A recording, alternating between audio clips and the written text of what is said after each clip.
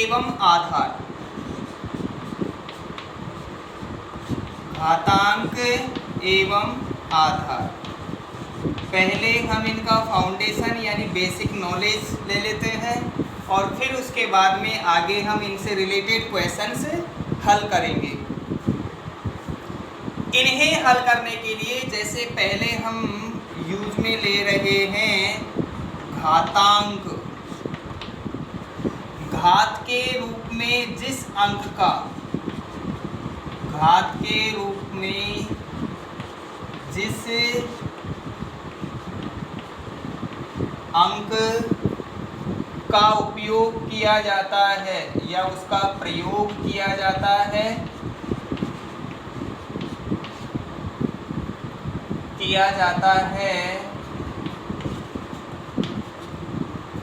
उसे घातांक कहते हैं।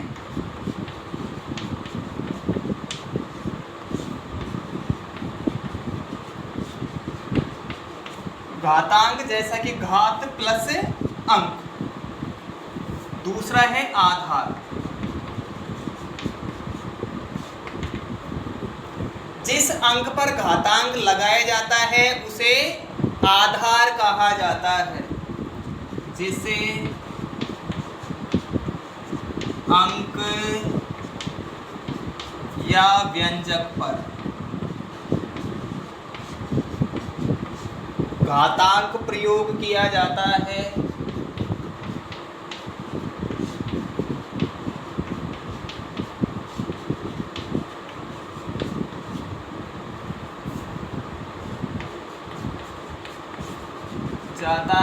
उसे आधार कहते हैं।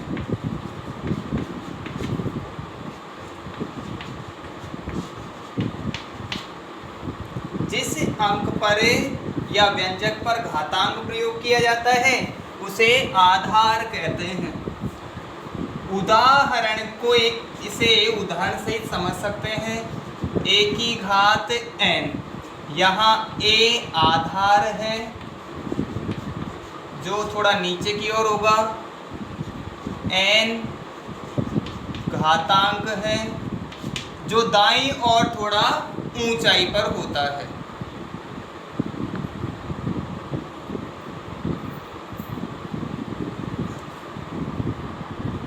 आधार एवं घातांक से संबंधित नियम।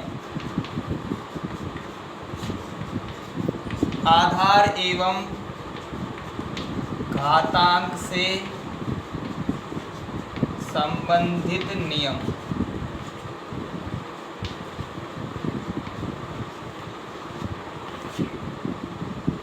जब आधार समान होते हैं तो गुणा करने पर घातें जुड़ जाती है।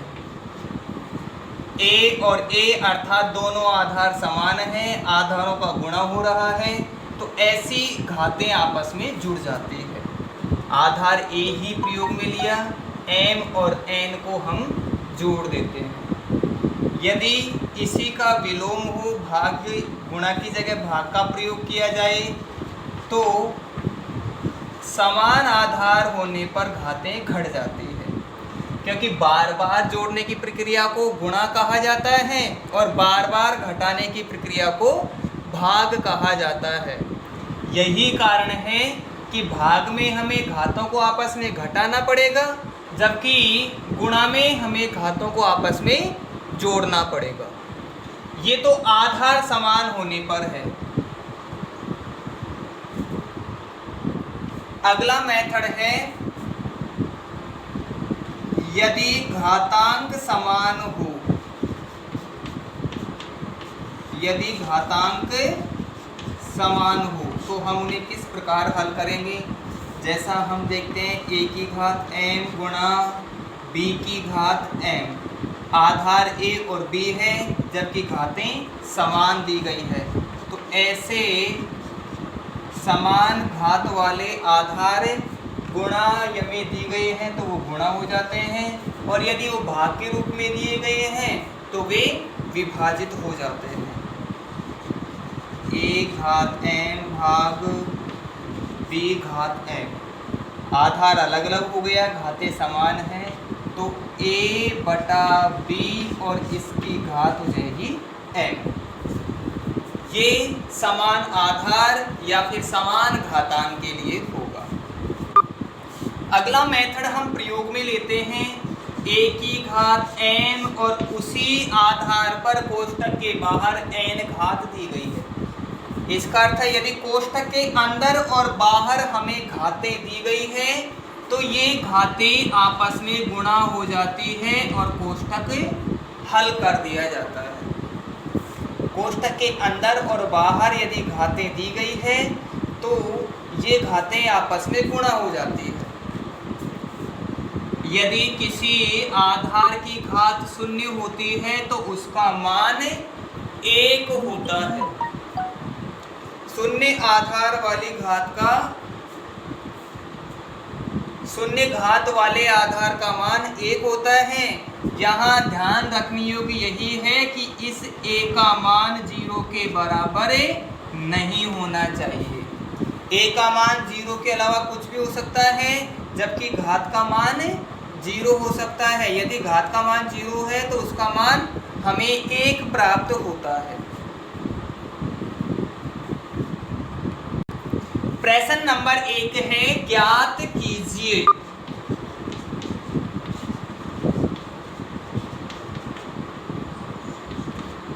पहले प्रश्न में पहला दिया गया है 64 जिसकी घात 1/2 दी गई है। 64 को हमें अभाज्य संख्याओं के गुणनफल के रूप में लिखने का प्रयास करें। हम इसे लिख सकते हैं 64 बराबर 2 गुणा 2 गुणा 2, 2 दूनी 4, 4 दूनी 8, 8 दूनी 16, 16 दूना 32 और 32 दूना 64। 64 की जगह 2 की घात 6 का प्रयोग किया जा सकता है। 64 जिसकी घात 1/2 बराबर 2 की घात 6, ये 64 हो गया 2 की घात 6। 2 की घात 1, 2, 3, 4, 5, 6। किसी अंक की जितनी बार पुनरावृत्ति हो रही है वही उसकी घात कहलाएगी। 6 बार 2 का प्रयोग हुआ है, 2 की घात 6 होगी। ये तो 64 हो गया, घात इसके 1/2 लगी हुई है। तो एक ही आधार पर अलग अलग घातें यदि दी गई होती हैं तो उन्हें कोष्टक से सेपरेटली करते हैं। आगे जब हम इस कोष्टक को हल करेंगे 2 हमने ले लिया, कोष्टक हटेगा, 6 गुणा 1/2 होगा। 6 गुणा 1/2, 6 को 1/2 से गुणा करेंगे, 6 में 2 का भाग जाएगा और हमें प्राप्त होगा 2 की घात 3। यदि 2 की घात 3 है तो यहाँ से देख सकते हैं इतनी ये 3 घात हो गई। 2, 2 दूनी 4, 4 दूनी 8, अर्थात 2 की घात 3 का मान हमें 8 प्राप्त होगा। हल करेंगे। दूसरा प्रश्न हमें दिया गया है 32 जिसकी घात 1/5। दूसरा है 32 की घात 1/5। 32 को हम उसी तकनीक का इस्तेमाल करते हुए लिख देंगे 2, 2 दूनी 4, 4 दूनी 8, 8 दूनी 16, 16 दूना 32, अर्थात 32 होगा 2 की घात 5। 32 बराबर 2 गुणा 2 गुणा 2 गुणा 2 गुणा 2, 2, 2 दूनी 4, 4 दूनी 8, 8 दूनी 16 और 16 दूना 32। ये हमें 32 प्राप्त हो गया। 32 की जगह मैं 2 की घात 5 का प्रयोग कर सकता हूं। पहले से हमें इसकी घात 1/5 दी गई है, हमने कोष्टक के बाहर 1/5 घात का प्रयोग कर दिया। एक ही कोष्टक पर अलग अलग घातें होती है तो इस गुणधर्म का प्रयोग करते हुए इसे हल कर सकेंगे। 2 की घात 5 गुणा 1/5। 5 में 5 का भाग 1 बार जाता है, तो ऐसी स्थिति में हमें 2 की घात 1 प्राप्त होगा। 2 की घात 1 का मान 2 ही होता है। हमने कौन से मेथड का प्रयोग किया? हम उस मेथड को यहाँ प्रयोग में ले सकते हैं या उसे एक सूत्र के रूप में प्रयोग में यहाँ कर सकेंगे। ये हो गया a की घात m और m और n का गुणनफल के बराबर प्राप्त हुआ। 3 प्रश्न नंबर 3 125 और घात 1/3। 125 को हम लिख सकते हैं 5 गुणा 5 गुणा 5, 5 25 और 25 5 125। 125 के लिए 5 की घात 3 का प्रयोग करना पड़ेगा। 5 की घात 3, क्योंकि इसके पहले से घात 1/3 लगी हुई है, दोनों घातों को सेपरेटली हमने कोष्ठक के द्वारा अलग कर दिया। वही पिछले वाले क्वेश्चन की तरह हमें वही मेथड लगाना पड़ेगा कोष्ठक के अंदर और बाहर। यदि घातें दी गई है तो 5 घात 3 गुणा 1/3, 3 से घात 3 कटेगी, बचेगा 1, अर्थात हमें प्राप्त होगा 5। पहला प्रश्न पूर्ण हुआ। प्रश्न नंबर 2 में है ज्ञात कीजिए। ज्ञात कीजिए। ज्ञात कीजिए में पहला प्रश्न है 9 उसकी घात 3/2। 9 की घात 3/2। 9 को हम लिख सकते हैं सामान्य रूप से, एक छोटी सी संख्या है, 9 को 3 के वर्ग के रूप में अर्थात 3 गुणा 3 या फिर 3 की घात 2 लिखा जा सकता है।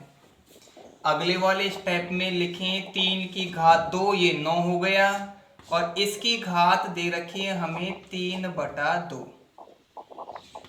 आगे 3 2 गुणा 3/2।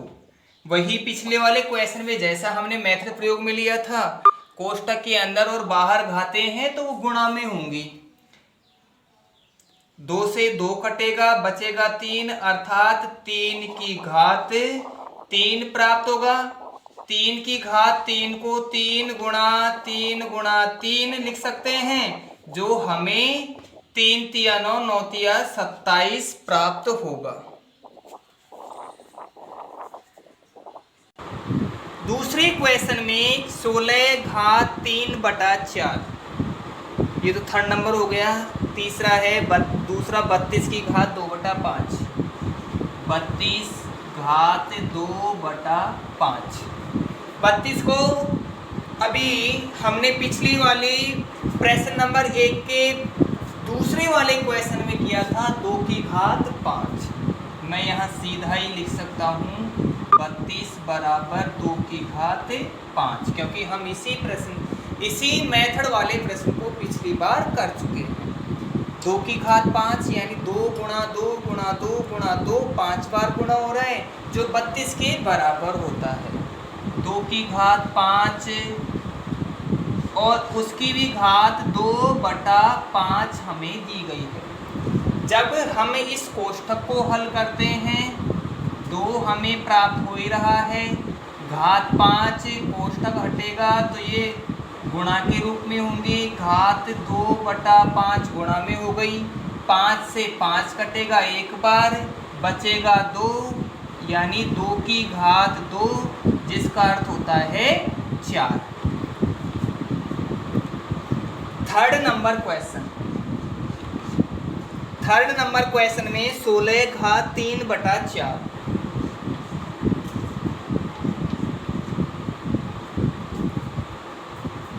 32 में से अगर हमें लिखा था 2 की घात 5, तो 16 को हम 2 की घात 4 के रूप में लिख सकते हैं।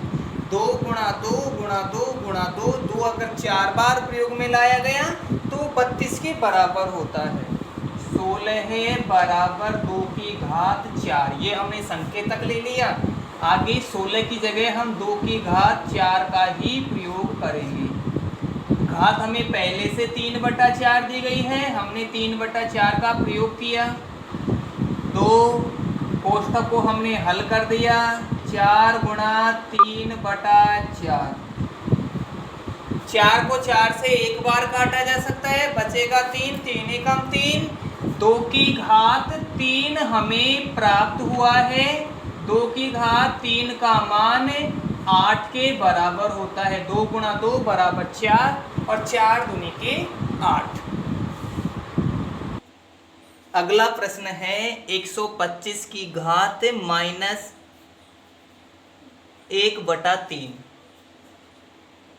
नंबर 4 प्रश्न 125 घात माइनस 1/3।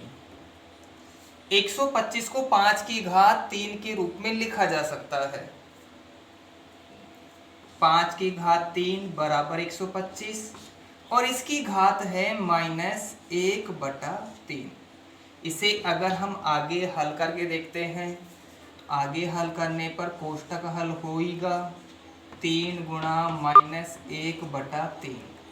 3 से 3 घटेगा, हमें ऋणात्मक 1 प्राप्त हो रहा है बराबर 5 की घात माइनस 1। यदि किसी व्यंजक की घात ऋणात्मक होती है तो उसमें अंश और हर के स्थान बदलकर उस ऋणात्मक घात को हम धनात्मक में बदल देते हैं।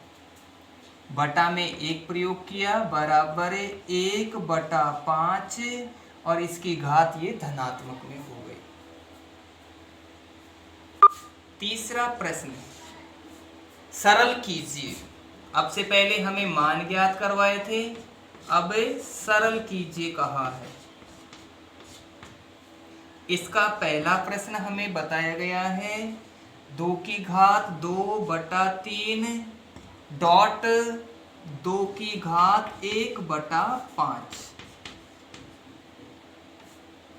यहां डॉट शब्द जो प्रयोग किया गया है, डॉट का चिन्ह, ये डॉट एक दशमलव न होकर गुणा का रूप होगी। ये डॉट गुणा का रूप होगी। यहां प्रयोग में लाया जा सकता है आधार समान होने पर घातें जुड़ जाती है। आधार यहां भी 2 प्रयोग में लिया है, आधार इधर भी 2 प्रयोग में लिया है। आधार समान है तो ये घातें जुड़ेगी बराबर मैं लिखूंगा यहां 2 आधार हो गया 2/3 प्लस 1/5। यदि ये भाग के रूप में होते तो हम इन घातों को आपस में घटा देते। 2 प्रयोग में ले लिया, इनकी हमें 3 का और 5 का लेस है 15 प्राप्त हो गया। 3 वाले को 5 बार तो 5 दूनी के 10 प्राप्त हो गए प्लस 3 एकम 3 अर्थात 2 10 और 3 13 13/15। हमें यहाँ मान ज्ञात नहीं करना था, सरल करना था। जो सबसे सरलतम रूप में हमें इसी तरीके से ये प्राप्त हो रहा है। अगला नंबर 2 1/3 3 की घात 3 दी गई है और इसका होल घात 7 दिया गया है। एक ही आधार के साथ कोष्ठक के बाहर और अंदर यदि घातें दी गई है तो कोष्ठक हल करने के दौरान घातें गुणा हो जाती है। 1/3 की घात 3, 1 के साथ ये गुणा यहाँ हो गई और ये 3 के साथ यहाँ गुणा होगा। 1 की घात 7 तो 1 पर कोई प्रभाव पड़ने वाला ही नहीं है और 3 की घात 7 या 21। कोष्ठक के बाहर वाला कोष्ठक के अंदर सभी से सेपरेटली अर्थात अलग अलग गुणा होता है। 7 एकम 7 और 3 7 21। 1 आगे हल करेंगे 1 की घात कितनी भी हो वही मान प्राप्त होता है 1/3 की घात 21। आगे हम इसका 3rd नंबर क्वेश्चन हल करते हैं। 11 घात 1/2 11 है घात 1/2 भाग 11 है घात 1/4। आधार समान है लेकिन ये एक दूसरे के भाग के रूप में है तो घातें जुड़ने की बजाय यहां पर घट जाएगी